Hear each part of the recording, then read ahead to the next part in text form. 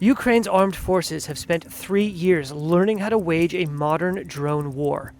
And the country's top drone commander says it's the kind of combat the armies of NATO are not yet prepared to fight and need to be. From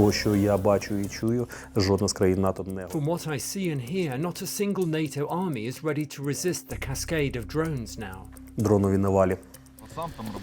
Colonel Vadym Sukharevskyi says Ukrainians have watched drone warfare advance in leaps and bounds.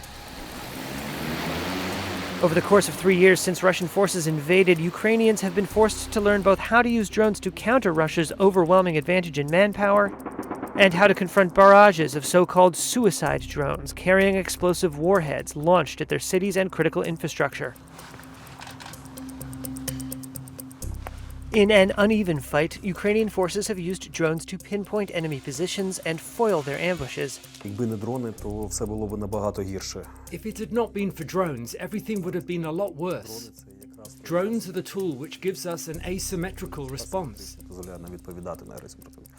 The enemy is larger, stronger, and on the attack, and he doesn't value his soldiers' lives. But Russia's use of drone warfare has shown just how difficult it can be to stop an enemy with an armada of cheap and deadly unmanned aircraft. Russia has deployed variants of the long-range Iranian-designed Shahed drone, which carries an explosive warhead.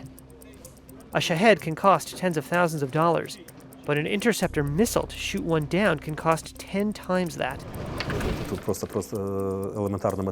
It's just elementary mathematics. How much does a missile that shoots down a Shahed cost? How much does a Shahed cost? How much does it cost to deploy a ship, a plane, and an air defense system to fire at it? A Shahed drone is not a solution for all difficulties. It's not a dogma. There will be tens or hundreds of such drones, and it will develop because of this war. Russian attacks on Ukraine, often numbering more than 100 drones, have become a regular occurrence.